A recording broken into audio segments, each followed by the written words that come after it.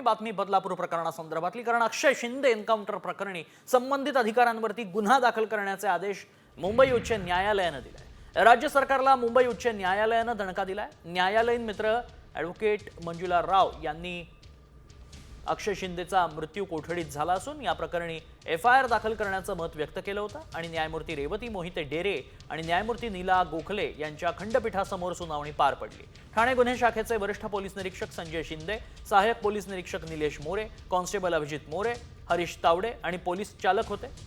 तळोजा कारागृहातून ठाणे गुन्हे शाखेच्या कार्यालयात नेत असताना अक्षय शिंदेचा एन्काउंटर करण्यात आला होता। अक्षय शिंदेचा एन्काउंटर हा बनावट असल्याचा दंडाधिकारी कोर्टाने अहवाल दिलाय। अक्षय शिंदेच्या संदर्भात संबंधित पोलिसांवर कारवाई करण्याचे आदेश झालेले असतील तर पोलीस हे एक साधे त्याला आपण काय म्हणतो सॉफ्ट टार्गेट आहेत।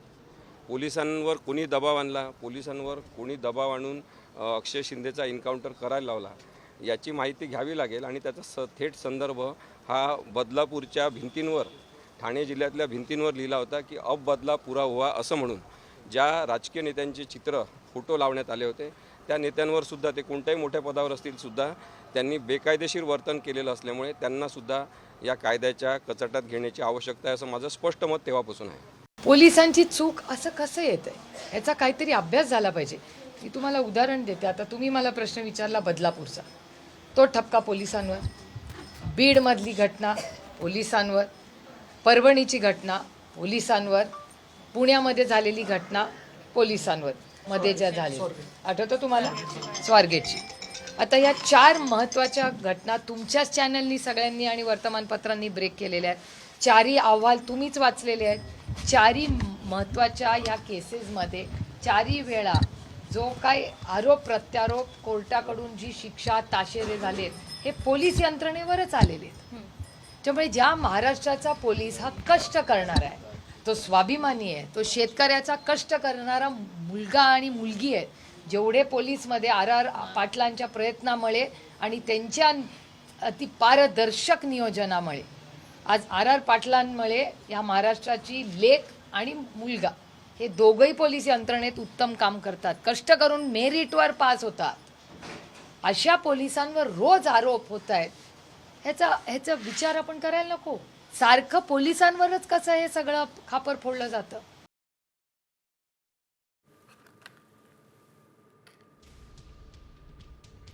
मुंबई हायकोर्टात युक्तिवाद काय घडला पाहुयात ग्राफिक्सच्या माध्यमातून। अक्षय शिंदे एन्काउंटर प्रकरणी पोलीस अधिकाऱ्यांवर गुन्हा दाखल करा।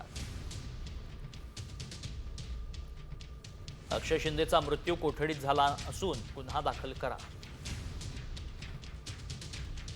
पोलीस संजय शिंदे, मोरे, अभिजित मोरे, हरीश तावडे चालक गाडीत होते। कारागृहातून ठाणे गुन्हे शाखेच्या कार्यालयामध्ये नेत असताना एन्काउंटर झालाय। अक्षय शिंदेचा एन्काउंटर हा बनावट असल्याचा अहवाल आहे। आता बातमी पुण्यातनं बघूया। पुण्यातील दीनानाथ मंगेशकर रुग्णालयातील डॉक्टर सुश्रुत घैसास यांनी अखेर राजीनामा दिलाय। हॉस्पिटल प्रशासनाची होणाऱ्या बदनामीनं राजीनामा देतोय। घैसास यांनी राजीनामा दीनानाथ रुग्णालय प्रशासनाला सुपूर्द केला। डॉक्टर घैसास यांनी तनेषा भिसे प्रकरणामध्ये उपचारासाठी अनामत रकमेची मागणी केल्याचा आरोप आहे।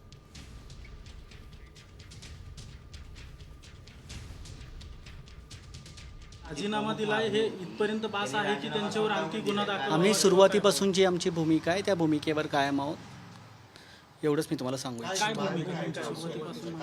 नाही की त्यांनी राजीनामा दिलाय, पण पुढील ज्या काही गोष्टी आहेत कारवाई व्हायला हवी हे सगळ्यात महत्त्वाचं। डॉक्टर सुश्रुत घैसास यांच्यावर केस दाखल झाली पाहिजे अशी मागणी खासदार सुप्रिया सुळे करतात। सरकारनं थोडा संवेदनशीलपणा दाखवावा, राजीनाम्यानं प्रश्न सुटत नाहीत असं सुळेंनी म्हटलंय। तर गर्भवतीचा मृत्यू प्रकरणाचा एक अहवाल प्राप्त झाला तर आणखी 2 अहवाल आल्यानंतर दीनानाथ रुग्णालयावर कारवाई गुन्हा दाखल होईल अशी माहिती भाजपा आमदार अमित गोरखे यांनी दिली आहे। हॉस्पिटलची चूक आहे हे म्हणजे समोरच दिसतंय आणि त्याच्यामुळे पूर्णपणे त्यांच्यावर केस ही झालीच पाहिजे आणि ती 24 तासाच्या आत ॲक्शन आम्हाला या डॉक्टर आणि त्या सगळ्या ज्या लोकांमुळे ही हत्या झालेली आहे त्यांच्यावर झाली पाहिजे। आणखी 2 अहवाल आल्यानंतर माननीय मुख्यमंत्र्यांकडे तो सबमिट होईल आणि त्यानंतर याचे निर्णय होतील. पण याच्यात नक्कीच डॉक्टर घायसास आणि त्यांची टीम त्या ठिकाणी गुन्हेगार दिसतीये. त्यामुळे जो शासकीय निर्णय निर्णय असेल शासनाचा, तो निर्णय नक्की कठोर असेल. पण यातनं एकच दिसतंय की ज्या प्रकारे त्या ठिकाणी आंदोलनं झाली, तोडफोड झाली, याचं समर्थन मीही करणार नाही. लोकशाहीच्या मार्गाने आपण आंदोलनं केली पाहिजेत. आज मंगेशकर कुटुंबीय असेल, मंगेशकर हॉस्पिटल असेल, अनेक पेशंटला त्यांनी खऱ्या अर्थाने वाचवलेलं आहे. आणि पण एक गोष्ट ही जी डॉक्टर घायसास आणि त्यांच्या टीमकडनं घडली, त्या चुकीमुळे खरं तर ह्या सगळ्या हॉस्पिटलला भोगावं लागतं. गर्भवती महिला मृत्यू प्रकरणी चौकशी समितीनं दीनानाथ मंगेशकर रुग्णालयावरती ठपका ठेवला. रक्तस्राव सुरू असताना पेशंटला उपचाराविना 5.5 तास बसवून ठेवल्याचं चौकशीमध्ये समोर आल्याची माहिती महिला आयोगाच्या अध्यक्षा रुपाली चाकणकरांनी दिली आहे. ऑपरेशनसाठी आधी 10 लाखांची मागणी केल्याचंही चौकशीत समोर आल्याचं त्यांनी म्हटलं. तनिषा भिसे यांच्या मृत्यूला दीनानाथ रुग्णालय जबाबदार असल्याचंही त्यांनी म्हटलंय. अजून 1 मिनिटांनी पेशंटची एंट्री हॉस्पिटलमध्ये दिसतीये. 2:30 वाजता पेशंट हॉस्पिटलमधून बाहेर पडलाय. तब्बल 5.5 तास पेशंट हॉस्पिटलमध्ये असताना पेशंटला खूप मोठ्या प्रमाणात रक्तस्राव होत असताना सुद्धा कोणतेही प्राथमिक उपचार हॉस्पिटलकडून झालेले नाही. डॉक्टरांनी पेशंटच्या नातेवाईकांना सांगितलं की हा रक्तस्राव होऊ नये म्हणून यासाठी तुमच्याकडेच काही औषधं असतील किंवा तुमच्या जवळचे जे काही टॅबलेट असतील ते घ्या आणि तुम्ही तुमच्या पद्धतीने पेशंटवरती उपचार करा. यामध्ये 5.5 तासामध्ये हॉस्पिटलने कुठेही पेशंटवर उपचार केले नाहीत, सहकार्य केले नाही. दीनानाथ मंगेशकर रुग्णालयानं तब्बल 27 कोटींचा प्रॉपर्टी टॅक्स थकवलाय. पुणे महानगरपालिकेनं प्रॉपर्टी टॅक्सबाबत 48 तासात काही कारवाई केली नाही तर आंदोलन करणार असा इशारा खासदार सुप्रिया सुळेंनी दिलाय. 27 कोटी राईट, 27 कोटी रुपये भरलेले नाहीत, कुठलाही बँड वाजवला नाही, काही नाही, आणि म्हणतात मॅटर सबज्युडिस आहे. आता हे म्हणजे आम्हाला तरी कुणालाच मान्य नाही आहे. आणि त्यांनी जे आम्हाला एक्सप्लेनेशन त्याचं दिलं ते कुठल्याही कायदे नियमात पुन्हा म्युन्सिपल कॉर्पोरेशनच्या बसत नाही. टॅक्स भरत नाही इतके वर्ष आणि ते कोटीमध्ये पोचतात, त्याला 100 खून माफ, याचा नाही चलेगा. हा देश संविधानाने चालतो आणि त्याच्यातले नियम कायदे हे प्रत्येकासाठी समानच असले पाहिजेत, ही आमची आग्रहाची भूमिका आहे. मंगेशकर रुग्णालय प्रकरणी भाजपतील अंतर्गत वादही आता चव्हाट्यावर आलाय. खासदार मेधा कुलकर्णी यांनी शहराध्यक्ष धीरज घाटे यांना पत्र लिहून डॉक्टर घायसास यांच्या रुग्णालयात झालेल्या तोडफोडीबद्दल तीव्र नाराजी व्यक्त केली आहे. तर आपल्याला कुठलेही पत्र मिळालं नाही, मेधा कुलकर्णी यांनी बैठकीमध्ये मुद्दा मांडायला हवा होता असं म्हणत भाजपचे पुणे शहराध्यक्ष धीरज घाटे यांनी नाराजी व्यक्त केली आहे. दरम्यान पुण्याच्या महिला खासदार असूनही मेधा कुलकर्णींनी गर्भवती मृत्यू प्रकरणात एकही शब्द काढलेला नाही. मात्र घायसासांच्या हॉस्पिटलची तोडफोड झाल्यानंतर मोठ्या कळकळीनं पत्र देऊन नाराजी व्यक्त केली आहे. असं कोणतंही पत्र मला मिळालेलं नाहीये, माझ्यापर्यंत आलेलं नाहीये, ते मी वाचलेलं नाहीये. आज प्रसार माध्यमांच्याकडनं या विषयातली माहिती मला कळाली आणि सकाळपासून आपण अनेक माध्यमांचे प्रतिनिधी मला येऊन भेटले. वर्तमानपत्रातनं सुद्धा बातमी वाचण्यात आली, त्यावेळेस या विषयाची मला माहिती मिळाली. त्यामुळे असं कोणतं पत्र जे मला मिळालेलं नाही, जे मी वाचलेलं नाही, त्या विषयावरती मी आता काही बोलणं मला असं वाटतं की उचित राहणार नाही. पक्षाच्या पदाधिकाऱ्यांनी एकत्र बसून या विषयातलं आपलं काही मत असेल तर ते निश्चित त्या बैठकीमध्ये मांडलं पाहिजे. असं माध्यमांसमोर एखाद्या विषयावरती रिॲक्ट होणं आणि मग त्याची चर्चा होणं हे सोयीचं नाहीये. पुढची महत्त्वाची बातमी, मोठी बातमी नागपुरातनं येते. नागपूरच्या मोठा ताजबाग परिसरातील कूलर कारखान्याला भीषण आग लागली आहे. एक मिनार मस्जिद जवळ असलेल्या एका कूलर कारखान्याला भीषण आग लागली. आगीचं कारण अद्याप अस्पष्ट आहे. अग्निशमन दलाच्या 3 गाड्या सध्या घटनास्थळी दाखल झाल्यात. आगीवर नियंत्रण मिळवण्याचे प्रयत्न सध्या सुरू आहेत.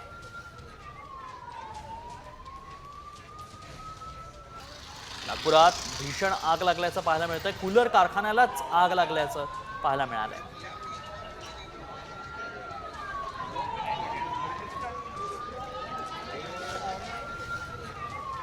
बातमी कुणाल कामरा संदर्भातली. कॉमेडियन कुणाल कामरानं आता मुंबई उच्च न्यायालयानं कामराला मोठा दिलासा दिलाय. मद्रास हायकोर्टाचा निर्णय कायम ठेवत मुंबई हायकोर्टानं कामराला अटकेपासून संरक्षण दिलंय, तर 17 एप्रिलपर्यंत अटक करू नये असे निर्देश हायकोर्टानं दिले.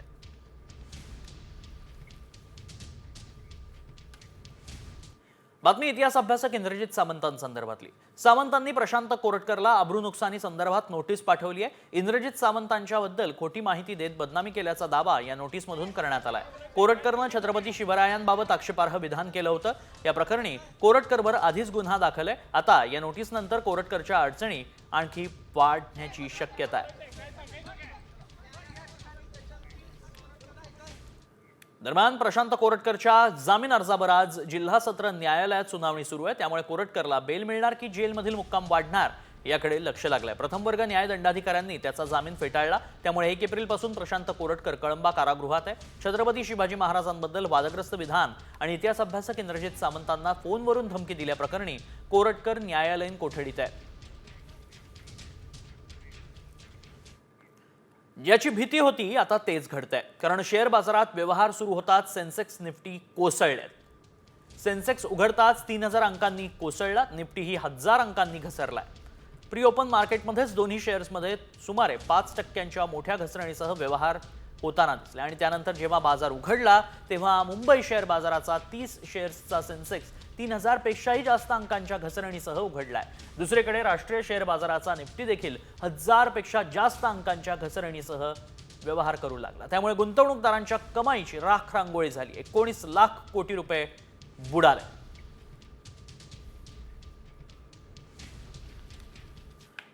एवढंच नाही तर जगभरातील शेअर बाजार चांगलेच कोसळलेत आणि आता त्यामुळेच मंदीची भीती सतावतीये. भारतीय आणि अमेरिकन बाजारामध्ये मंदीची शक्यता आहे. 60% ही भीती वाढल्याचं अहवालामध्ये नमूद करण्यात आलंय. ट्रम्प यांनी जगभरातील शेअर बाजारांना हादरा दिलाय. त्यामुळे पुढचा मोठा धोका हा मंदीचा दिसतो. लोक त्यांच्या नोकऱ्या गमावू शकतात, कंपन्या आणि व्यवसाय बंद होऊ शकतात असंही सांगण्यात येत आहे. शेअर बाजार घसरल्यानं नेमका काय परिणाम होणार आहे पाहूयात ग्राफिक्सच्या माध्यमातून. गुंतवणूकदारांचे लाखो कोटी बुडाले. अर्थव्यवस्था मंदीत जाण्याची भीती आहे. जगभरात महागाई वाढण्याची चिंता आहे. कंपन्या दिवाळखोरीत जाण्याची भीती सतावतीये. नोकऱ्या कमी होतील, पगार वाढ होणार नाही.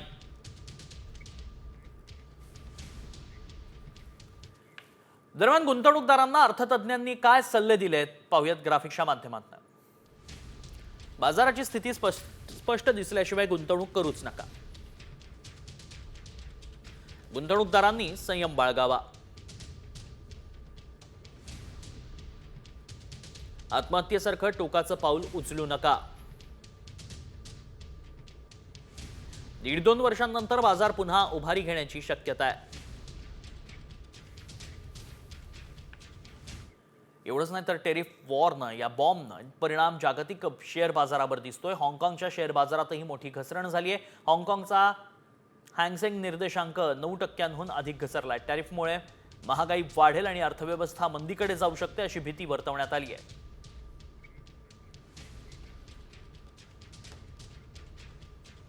America Nasdaq 5.82% घसरलाय. चीन शांघाय 6.50% घसरण. जपान निक्केई 6% घसरण. कोरिया कोप्सी 4.5% घसरण. हाँगकाँग हँगसेंग 10%. Taiwan TSX 9.68% घसरलाय. डॉलरचं मूल्य वाढलंय तर रुपया महागलाय. डॉलरच्या तुलनेमध्ये रुपया 50 पैशांनी महागलाय. रुपया 85 रुपये 24 पैशांवरनं 85 रुपये 74 प्रति डॉलरवर गेलाय.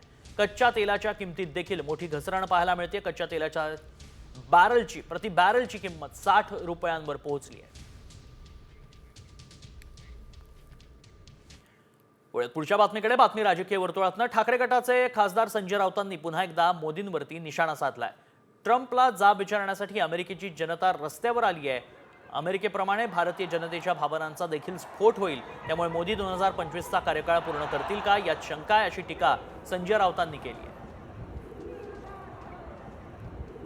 कोणाला वाटत असेल की अमेरिकेत जे घडलंय ते भारतात घडणार नाही. भारतामध्ये सुद्धा अशा प्रकारचाच स्फोट होण्याची भीती मी वारंवार व्यक्त केलेली आहे आणि ते होणार. हा देश विकला जातो म्हणून मी वारंवार म्हणतोय की नरेंद्र मोदी 2025चा काळ पूर्ण करतील का मला शंका वाटते. पुण्यात पुढच्या बातमीकडे बातमी पुण्यातनं पुण्यातील कात्रज घाटात टेम्पोला भीषण आग लागली आहे. खेड शिवापूरच्या दिशेनं जाताना आग लागल्याचं दिसतंय. पेट्रोलचा पाईप लीक झाल्यानं टेम्पोला आग लागली. आगीत संपूर्ण टेम्पो जळून खाक झाला.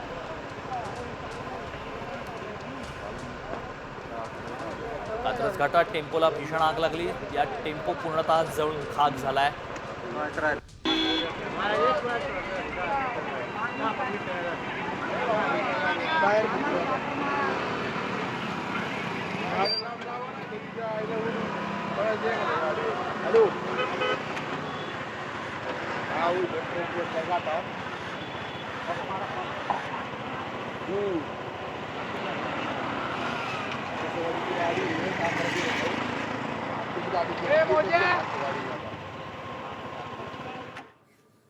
बातमी चंद्रपूरमधनं. चंद्रपूरच्या स्थापना दिनीच भाजपमधील गटबाजी चव्हाट्यावर आली आहे. भाजप नेते सुधीर मुनगंटीवार आणि चंद्रपूरचे आमदार किशोर जोरगेवारांनी 2 वेगवेगळे कार्यक्रम आयोजित केले होते. यावरून फडणवीसांच्या ताती शोभाताईंनी सुधीर मुनगंटीवारांना कानपिचक्या दिल्या. भाजपची काँग्रेस होऊ देऊ नका असं शोभाताई म्हणाल्या. आज या ठिकाणी एवढा मोठा मेळावा आहे, का मोठ्या मनाने समोर येत नाही, का दुसरा मेळावा घेता? ह्याच्यामध्ये लोकांच्या मनामध्ये काय निर्माण होतं? अरे ह्याचा जिल्हा हा चंद्रपूरचा आमदार आहे. चंद्रपूरमध्ये कार्यक्रम घेणं त्याचं काम आहे. सगळ्यांनी मोठेपणा देऊन त्याच्या कार्यक्रमाला हजर राहणं गरजेचं होतं, हे मी ओपनली सांगते. पण इथे जर आपली भांडणं झाली तर आपली काँग्रेस झाली असं म्हणणार नाही. म्हणून आपल्याला आपली काँग्रेस होऊ द्यायची नाही आहे. सोवळं आणि जानवं धारण न केल्यानं वर्ध्याचे भाजपचे माजी खासदार रामदास तडस आणि त्यांच्या पत्नी शोभा तडस यांना राम मंदिराच्या गर्भगृहात प्रवेश नाकारण्यात आला आणि त्यामुळे मोठा वाद उफाळलाय. वर्ध्यातल्या देवळी इथल्या राम मंदिरातल्या पुजाऱ्यानं तडस दाम्पत्याला सोवळं न नेसल्यानं गर्भगृहातल्या दर्शनापासून रोखलंय. त्यामुळे तडस यांच्यावर बाहेरूनच पूजा करण्याची वेळ आली. आता या मंदिराच्या ट्रस्टींची आणि सर्व व्यवहारांच्या चौकशीची मागणी तडस यांनी केली आहे.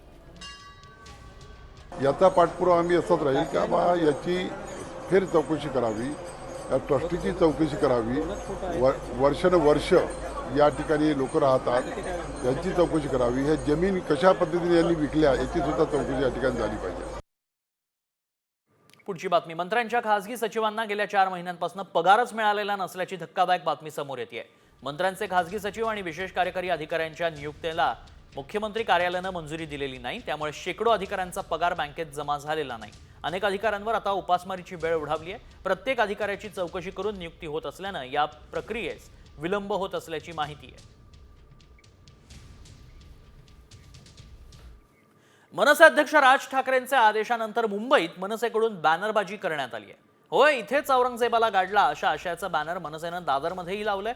महाराष्ट्राशी तब्बल 27 वर्ष झुंजणारा सम्राट इथेच संपला असा मजकूर बॅनरवर झळकतोय.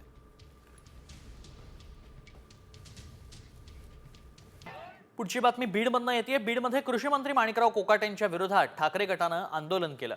कोकाटेंच्या फोटोला जोडे मारत शेण फासून आंदोलन करण्यात आलं. तर कोकाटेंच्या विधानानंतर राज्यभर विरोधक आक्रमक झाल्याचं दिसतंय.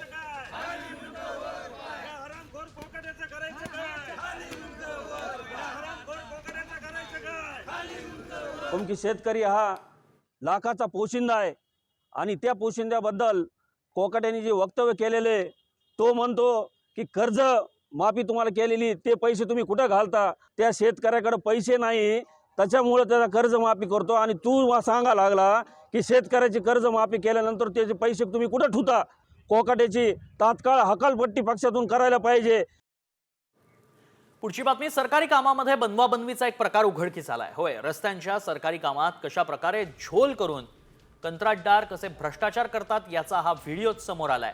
या व्हिडिओमध्ये केवळ वरिष्ठांना दाखवून बिल पास करण्यासाठी रस्त्यावर स्पीड ब्रेकर लावले जातात. तसंच फोटो काढताच हे स्पीड ब्रेकर गायबही होतात. सध्या हा व्हिडिओ व्हायरल होतोय.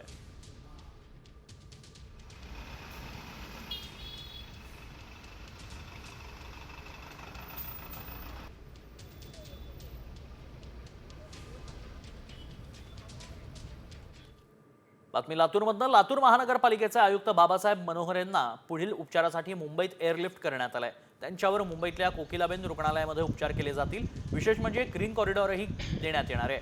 लातूरच्या आयुक्तांनी डोक्यात गोळी झाडून आत्महत्येचा प्रयत्न केला होता. त्याचं कारण अद्याप अस्पष्ट आहे. मात्र तपास करण्यासाठी पोलिसांचं पथक नेमल्याची माहिती सूत्रांनी दिली.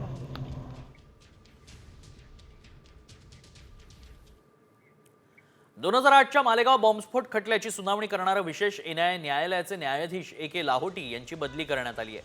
प्रकरणाची सुनावणी जवळपास पूर्ण होत असतानाच मुंबई उच्च न्यायालयानं न्यायाधीश AK लाहोटी यांची नाशिक इथं बदली केली आहे. या खटल्याचा निकाल वेळेत लागावा यासाठी पीडित कुटुंबियांच्या वकिलांनी न्यायाधीशांना मुंबईतच ठेवण्याचं आवाहन केलं होतं. मालेगाव बॉम्बस्फोटात 6 जण ठार झाले असून या प्रकरणाचा तपास एनआयए करत आहे. आणि आता एक धक्कादायक बातमी समोर येते. NMMSच्या परीक्षेमध्ये मास कॉपी झाल्याचा आरोप महाराष्ट्र राज्य प्राथमिक शिक्षक संघानं केलाय. धाराशिवमधील लोहाराच्या वसंतदादा पाटील विद्यालयातील परीक्षा केंद्रावर मास कॉपी केल्याचं संघटनेचं म्हणणं आहे.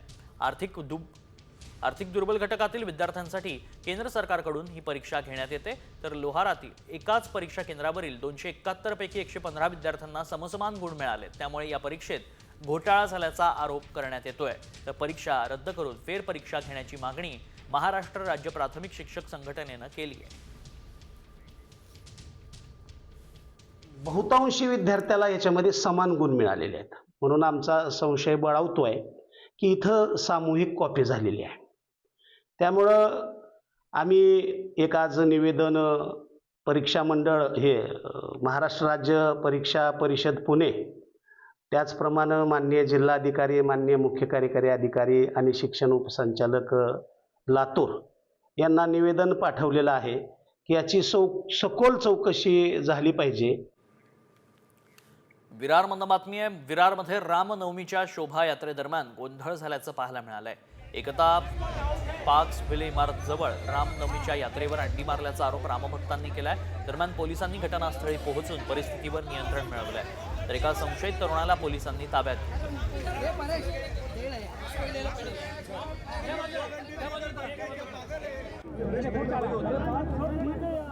रामनवमीच्या यात्रेत संतापजनक प्रकार घडलाय. पवित्र रामनवमीच्या यात्रेमध्ये अश्लील हातवारे करत एका तरुणानं नंगा नाच केलाय. धाराशिवच्या यात्रेतील चीड आणणारी ही घटना आहे.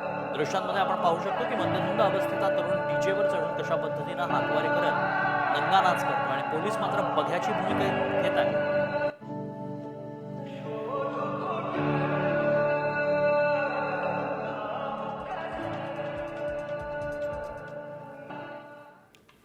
बातमी नाशिकमधून येते. नाशिकमध्ये पतीनं पत्नी आणि सासूला जिवंत जाळण्याचा प्रयत्न केल्याचा संतापजनक प्रकार समोर आलाय. यामध्ये पत्नी आणि सासू गंभीर जखमी झाली आहे. त्यांच्यावर रुग्णालयामध्ये उपचार केले जात आहेत. पतीनं मध्यरात्री घरात घुसून ज्वलनशील पदार्थ टाकत घरही पेटवून दिलंय. आरोपी केदार हंडोरे हा देखील गंभीर जखमी झालाय. नाशिकच्या सिन्नर तालुक्यातील सोनांबेक इथं हा धक्कादायक प्रकार घडलाय. पोरगा आला, त्याने मला हळू सुटवलं, चाकू दाखवला, मग मला बाजूला नेलं. चाकू पाहिलं, मी घाबरले, मग मला बाजूला नेलं. माझ्या आईने तेवढ्यात पाहिलं, लगेच घरात येऊन काय पेट्रोल टाकलं की काय टाकलं काय माहिती, पेटला आणि डायरेक्ट आमच्या दोघींच्या अंगावर येऊन झोपला. मग आम्ही दोघी पण पेटलो. आणि आता बातमी सगळ्यांनाच सावध करणारी आहे. कारण आईच्या दुधातून बाळाच्या पोटात प्लास्टिक जात आहे, होय असा दावा करण्यात आला आणि हा दावा गंभीर आहे आणि त्यामुळेच बाळांना धोका होत असल्याचा दावा केल्यानं आम्ही या दाव्याची पडताळणी केली. तेव्हा काय सत्य समोर आलं पाहूया. ब्रेस्ट मिल्कमध्ये मायक्रोप्लास्टिक सापडत आहेत. पॉलिमर्सच्या एका स्टडीनुसार 34 ब्रेस्ट मिल्क सॅम्पल्सपैकी 26 ब्रेस्ट मिल्क सॅम्पलमध्ये मायक्रोप्लास्टिक सापडलेत. या मायक्रोप्लास्टिकची साईज 2 ते 12 मायक्रोमीटर इतकी लहान आहे. म्हणजे रोजच्या वापरातल्या प्लास्टिकच्या गोष्टी ह्या आपल्या पोटात जाऊन आपल्या इंटेस्टाईनमधून, रक्तवाहिन्यांमधून ब्रेस्ट मिल्कमध्ये मायक्रोप्लास्टिक दिसतील, ही साईज इतकी लहान आहे. हा दावा धक्कादायक आहे. आईच्या दुधातून बाळाच्या पोटात मायक्रोप्लास्टिक जात असल्याचा दावा करण्यात आलाय. खरंच आईच्या दुधातून बाळाच्या पोटात प्लास्टिक जाणं शक्य आहे का? दुधातून प्लास्टिक पोटात गेल्यास बाळावर काय परिणाम होतात? आईच्या दुधात प्लास्टिक. दुधातील प्लास्टिकचा बाळाला धोका. व्हायरल व्हिडिओ मागचं सत्य काय?